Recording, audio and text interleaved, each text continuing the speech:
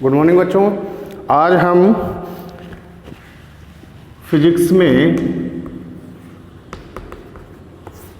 पढ़ेंगे, सबसे पहले पढ़ेंगे वेक्टर लॉ ऑफ ट्रायंगल।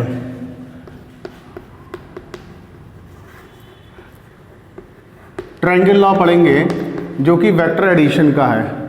अब ट्रायंगल लॉ होता क्या है, तो सबसे पहले बच्चों देखिए, हमें मान लीजिए दो वेक्टरों को अगर ऐड करना है, एडिशन हम समझ रहे हैं, ये आपका जो टॉपिक आएगा वो आएगा एडिशन ऑफ वेक्टर्स।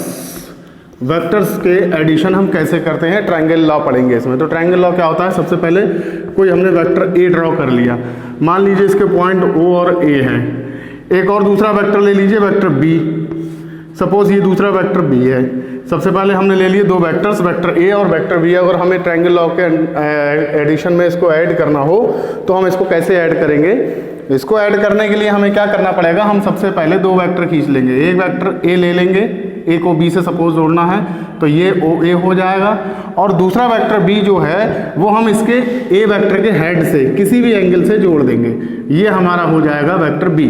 सबसे पहले हमने क्या करा, वेक्टर ए ले लिया और फिर वेक्टर बी, बी के हेड से ए की टेल को कनेक्ट कर दिया, और फिर फाइनली जो हमारा रिजल्टेंट है, रिजल्टेंट वेक्टर आर जिसको हम डिनोटेड कर रहे हैं, तो आर वेक्टर को हमने ड्रॉ कर दिया। आर वेक्टर कैसे ड्रॉ होगा, पहले वेक्टर की टेल और लास्ट वाले वेक्टर यानी कि सेकंड वेक्टर के हेड से इसको कनेक्ट कर दिया, तो इस तरह से हमारा ये एडिशन हो जाता है, और इसको डिनोटेड करते हैं हम ए प्लस बी। अगर a प्लस बी के बजाय b प्लस ए करना हो तो सबसे पहले हम ले लेंगे वेक्टर b।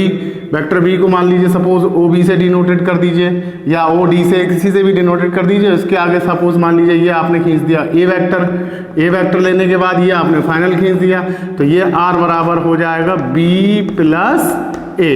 तो ये इस तरह से हम क्या करते हैं, वेक्टरों का एडिशन करते हैं। अगर मान लीजिए वेक्टर का सब्सट्रैक्शन करना हो, इसी में सब्सट्रैक्शन कैसे करेंगे, तो जब आप सब्सट्रैक्शन करेंगे तो सब्सट्रैक्शन आपका जो होता है वो जस्ट इसका अपोजिट होता है। जैसे मान लीजिए दो वेक्टरों का सब्सट्रैक्शन, मान लीजिए आपको निकालना है a माइनस बी, तो a माइनस बी आप कैसे करके ड्रॉ करेंगे, तो a माइनस बी ड्रॉ करने के लिए आप क्या करेंगे, सबसे पहले वेक्टर a ले लेंगे, ये आपने वेक्टर ए ड्रॉ कर लिया। अब आप क्या करेंगे, जैसे कि हम यहाँ पर अभी कर रहे थे ए प्लस बी में, हमने क्या किया था, हमने वेक्टर ए के हेड से दूसरा वेक्टर बी को कनेक्ट कर दिया था। तो यहाँ पर भी हम यही करेंगे, लेकिन नेगेटिव डायरेक्शन में। तो नेगेटिव डायरेक्शन में कैसे करेंगे, देखो यहाँ से हम क्या कर रहे हैं, ये हमने मान लीजिए ये वेक्टर बी ड्रॉ कर दिया। अब ये वेक्टर बी ड्रॉ करा, ये तो प्लस का है, लेकिन हमें चूंकि माइनस का लेना है तो इसकी अपोजिट डायरेक्शन यानी कि नीचे की तरफ को हम बी वेक्टर को ड्रॉ कर लेंगे। ये हमारा हो जाएगा वेक्टर बी, और फिर इसके हेड से इसे कनेक्ट कर देंगे, ये हो जाएगा हमारा आर वेक्टर बराबर हो जाएगा वेक्टर ए प्लस, रूल हमारा यहाँ पर एडिशन वाला ही रहेगा, लेकिन चूंकि माइनस की डायरेक्शन है तो यहाँ से ये आपका हो जाएगा आर बराबर ए माइनस बी।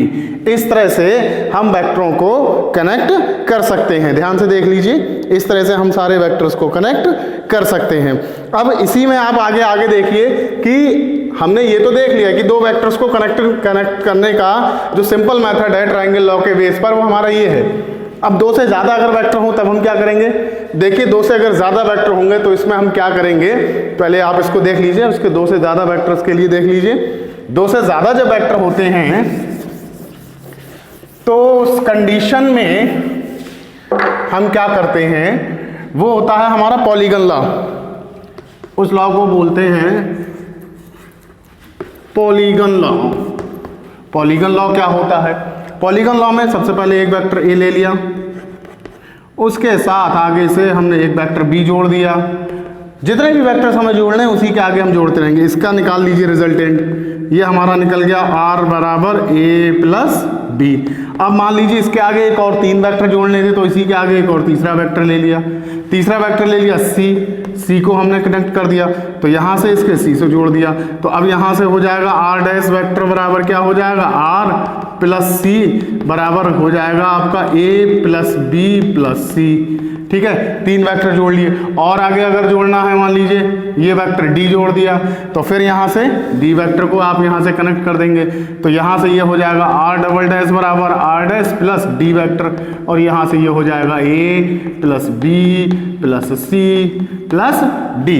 इस तरह से ये हमारे चारों वेक्टर्स बन जाएंगे। तो ये हमारा पॉलीगन लॉ कहलाता है और ये हमारा वेक्टर का एडिशन। वेक्टर को जोड़ने का बहुत इंपॉर्टेंट रोल है बच्चों। बिना वेक्टर करे आप फिजिक्स में बहुत सारी चीजें हैं जो उनको आप बिल्कुल भी नहीं कर सकते। अब इसके बाद आता है आपका कि हम वेक्टरों को जोड़ तो रहे हैं और जोड़ना भी चाहिए, लेकिन समस्या ये आती है कि हम वेक्टरों को कैसे जोड़ें। मीन्स हम वेक्टरों को कैसे, किस एंगल पर आगे ऐड करें या किस एंगल पर हम इसको देखें कि ये हमारा बिल्कुल ही सही आ जाए। तो उसके लिए हमें क्या करना पड़ेगा, हमें यहाँ पर एक एनालिटिकल मेथड होता है, उसको पढ़ लेते हैं। Analytical method of vector addition. वेक्टरों को जोड़ने का एनालिटिकल मेथड। एनालिटिकल मेथड क्या होता है? देखो बच्चों, ये थोड़ा सा मैथमेटिकली बेस्ड है, इसको थोड़ा ध्यान से समझेंगे। मान लीजिए कोई वेक्टर ए ले लिया आपने, ठीक है। इसका डायग्राम थोड़ा सा हम क्या इधर को बना दे रहे हैं। मान लीजिए कोई वेक्टर ए ले लिया आपने, वेक्टर ए ले लिया, इसके साथ में आपने कोई दूसरा वेक्टर बी ले लिया और यहां से ये आपने बना दिया आर। और आर वेक्टर बराबर, बेसिकली अगर ट्रायंगल लॉ से करें तो ए प्लस बी हो गया, लेकिन एक्चुअल में हम इसको कितने एंगल पर जोड़ रहे हैं, क्या हमारा एंगल बन रहा है, ये हम नहीं जानते। तो मान लीजिए ये वेक्टर बी जो है, वेक्टर ए से आपने, सपोज वेक्टर बी को वेक्टर ए से आपने थीटा एंगल पर ऐड कर दिया, ठीक है। और फाइनल से जो बनने वाला एंगल है वो मान लीजिए सपोज आपका अल्फा है। तो अब हम यहां पर आर की वैल्यू, एक्चुअल में जो आर की वैल्यू है एंगल के बेस्ड पर, कि इन दोनों के बीच में हम कितने एंगल से ऐड करें जिससे कि हमारा आर जो है एग्जैक्टली करंट कंफर्म पता हो, तो हम क्या करेंगे, हम इसको थीटा के लिए ले लेंगे, इसको अल्फा के लिए ले लेंगे। सिंपल है, ये हमारा रिजल्टेंट से बनने वाला एंगल है, ये हमारा इन दोनों के बीच में बनने वाला एंगल है, कोई इसमें प्रॉब्लम नहीं है। अब इनका थोड़े से नॉमिनेशन कर देते हैं। सपोज इसको ले लीजिए पी क्यू आर एस, ठीक है। तो हमें इस आर की वैल्यू निकालनी है और साथ में जो फाइनल से एंगल बन रहा है हमारा अल्फा, उसकी वैल्यू यहां पर हमें निकालनी है। तो इसको कैसे निकालेंगे, देखो बच्चों, हम यहां पर देखेंगे पाइथागोरस प्रमेय, पाइथागोरस थ्योरम को लगाएंगे। पाइथागोरस थ्योरम क्या होती है, in right angle triangle. In right angle triangle का मतलब समकोण त्रिभुज जिसको बोलते हैं। तो राइट एंगल ट्रायंगल कौन कौन सा है, देखो ये 90 डिग्री का एंगल हो गया। तो जिस त्रिभुज में, जिस ट्रायंगल में 90 डिग्री का एक एंगल होता है वो हमारा राइट एंगल ट्रायंगल, वहां पर पाइथागोरस थ्योरम लग जाती है। तो यहाँ पर पाइथागोरस थ्योरम लगाएंगे पी आर एस में, पी आर एस। अब in triangle P R S, तो पी आर एस की जब आप बात करेंगे पी आर एस में, तो पी आर एस में क्या हो जाएगा आपका पी एस स्क्वायर, यानी कि ये आपका हो जाएगा हाइपोटेनियस का वर्ग, इजिकल्स टू आपका हो जाएगा पी आर स्क्वायर, यानी कि यहां से यहां तक का, और plus are s square. P s square equals to p r square plus are s square. अब यहां से पी एस स्क्वायर की वैल्यू है तो यहां से ये हो जाएगा are square. R square equals to p r square. जब आप बात करेंगे तो पी आर किस किस का सम है, यहां पर आप देख रहे हैं ये है आपका P Q plus Q R का whole square plus are S, R और एस का स्क्वायर। अब देखिए बच्चों, यहां से पी क्यू की वैल्यू आपको पता है, लेकिन क्यू आर और आर एस की वैल्यू आपको नहीं मालूम है। तो इसको इक्वेशन नंबर फर्स्ट लिख लीजिए, इसको हम थोड़ी देर बाद सॉल्व करेंगे। अब दोबारा से देखिए, in right angle triangle Q R S. अब क्यू आर एस में देखिए, क्यू आर एस, तो क्यू आर एस में आप देखेंगे तो क्यू आर एस में ये आपका एंगल बनने वाला थीटा है, ठीक है। यहां से भी अगर आप पाइथागोरस थ्योरम लगाते हो तो यहां से क्या हो जाएगा, क्यू एस का होल स्क्वायर बराबर आपका हो जाएगा Q r square plus s r square. अब देखिए Q r square plus s r square या आर एस स्क्वायर, तो आपको यहां से क्यू एस स्क्वायर की वैल्यू निकालनी है। तो क्यू एस स्क्वायर की पहले क्यू आर की वैल्यू निकाल लीजिए। तो क्यू आर की वैल्यू आप क्या लिख सकते हो, क्यू एस स्क्वायर तो आपको पता है ये बी है, ये तो आपका हो जाएगा बी स्क्वायर, ठीक है। क्यू आर की वैल्यू यहाँ से क्यू आर की वैल्यू निकाल लीजिए। ये देखो ये आपका कैसा है, हॉरिजॉन्टल, हॉरिजॉन्टल से जो बनने वाला कंपोनेंट होता है वो कॉस थीटा में काउंट हो जाता है, तो यहाँ से ये कॉस थीटा आ जाएगा। और ये कॉस थीटा कितना आ जाएगा भाई, अगर यहाँ से कॉस थीटा निकालो, केवल कॉस थीटा बराबर क्या हो जाएगा, कॉस थीटा बराबर हो जाएगा आपका Q R upon Q S. तो यहाँ से क्यू आर बराबर क्या आ जाएगा, Q S into cos theta. तो Q S into cos theta जो वैल्यू निकल के आई वो अगर यहाँ आप लगा दें तो ये हो जाएगा बी, ये तो बी स्क्वायर और ये क्यू आर स्क्वायर की वैल्यू हो जाएगी बी और कॉस थीटा, यानी b square cos square theta plus s r square, ये आपका निकल के आ जाएगा। ठीक है, b square cos square theta, और यहाँ से अगर एस आर स्क्वायर की अगर आप वैल्यू लगाएंगे तो एस आर स्क्वायर बराबर हो जाएगा बी स्क्वायर और 1 माइनस कॉस स्क्वायर थीटा, ये वैल्यू आपकी निकल के आ जाएगी। अब जब जैसे ही आप इसमें से ये सब वैल्यूज निकाल के एस आर स्क्वायर की वैल्यू जब आप इसमें लगाएंगे तो देखिए कैसे क्या क्या चीज़ें कनेक्टेड हो जाएंगी। नाउ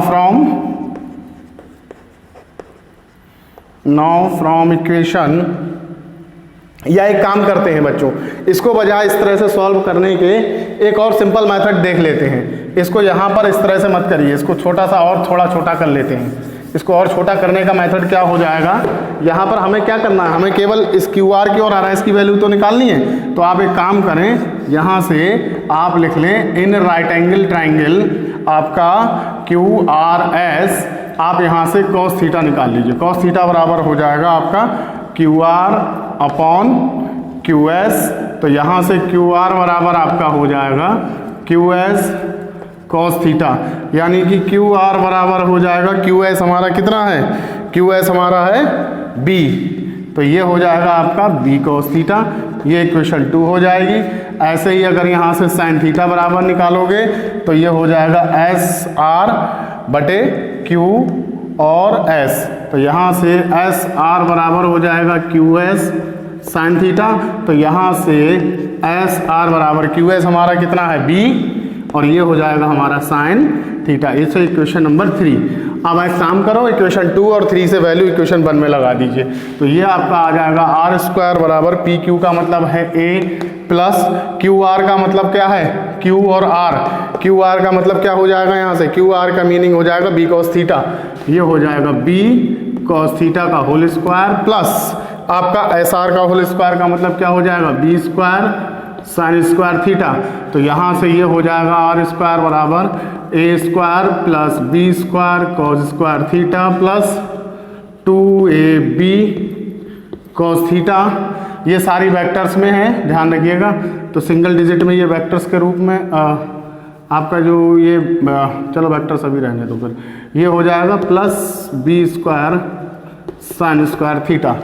अब यहाँ पर थोड़ा सा इसको और सॉल्व कर लेते हैं, और सॉल्यूशन में आपका ये रह जाएगा are square equals to A square plus B square cos square theta plus sine square theta plus 2ab cos theta. तो बेसिकली आर स्क्वायर बराबर आ जाएगा A square plus B square plus 2ab cos theta. ये निकल के आपका आ जाएगा एनालिटिकल मेथड से रिजल्टेंट आर की वैल्यू। यहाँ से आर की वैल्यू ये निकल के आ जाएगी कितने एंगल पर हम इसको ऐड करें। और अगर यहाँ से निकालना हो अल्फा, तो यहाँ से आप देखें tan अल्फा, अगर tan अल्फा देखें ये हो जाएगा tan अल्फा बराबर, आप जानते हैं tan अल्फा बराबर क्या, परपेंडिकुलर अपॉन बेस।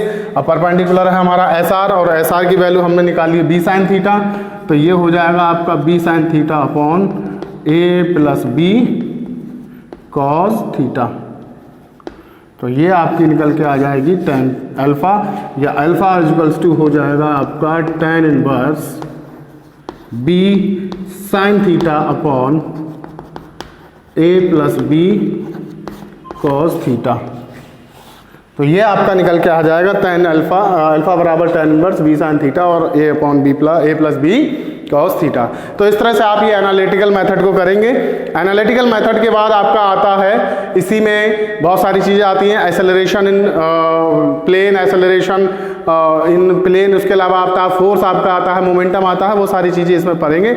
आज आप एनालिटिकल मेथड को अच्छे से करेंगे। इस पर बेस्ड कुछ क्वेश्चंस हैं, उन क्वेश्चंस को मैं कराऊंगा और फिर आप इसी में आगे बढ़ेंगे, तब आपका फिर इसमें यूनिट टेस्ट के बारे में भी बातचीत होगी। ठीक है बच्चों, इसको करिएगा आप लोग।